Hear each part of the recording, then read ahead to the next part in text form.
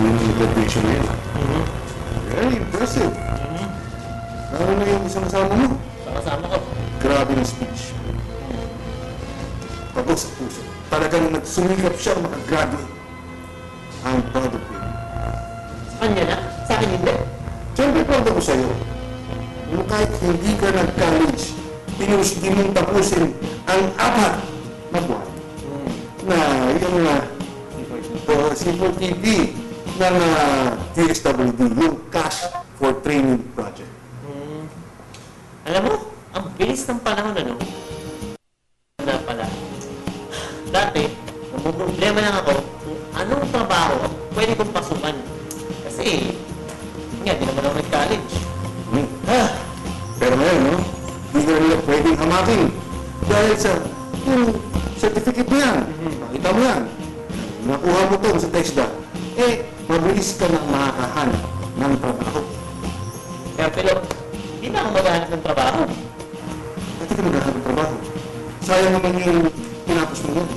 Yung ginastos ng DSWD, tsaka ng TESDA. Kasi, may trabaho na ako. Nilunoko mo ako, no? Kailangan nag-apply. Ay, wala.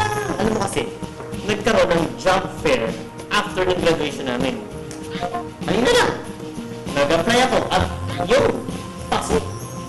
Ba't di mo ko sa akin sinabi? Sana, libre kita ng goods. Sama na ako sa goto. Tsaka, baka, pagkarap mo ko libre pa ako ng wala sa oras. No, siya. Anyway, pero okay talaga ito. Yung training program ng TESDA at ng DSWD. Bibigyan ka na nga ng skills, hahanapan ka pa ng trabaho. Talagang natutulungan nila kaming mga kabataan at kapuspalan na magkaroon ng tsansa sa magandang trabaho. Natutulungan tayo mga kabataan. Tayong kabataan. Pasalamat tayo. Natutulungan ng DSWD at ang TESDA. DSWD kasi sila nag-provide ng pondo para sa training dito. Siguro, kung wala tong C4TP, ako na kayo sa utang. Malamang, wala tayong pagkukunan ng 20,000 na inulaan ng DSWD para sa training. 20,000 nga pala ang budget para sa C4TP. Pero kasama dito yung training fee kung saan school ka papasok, assessment fee, at pati yung transportation allowance. Kaya wag mong sayangin yung training mo sa TESDA at DSWD. Kamusta nga pala yung training? Ayun, yung iba, nakagraduate, pero yung iba, wala. Hindi nakapasa sa assessment, kaya hindi nakakuha ng certificate. Yung iba naman, hindi tinapos. Hindi naman siguro.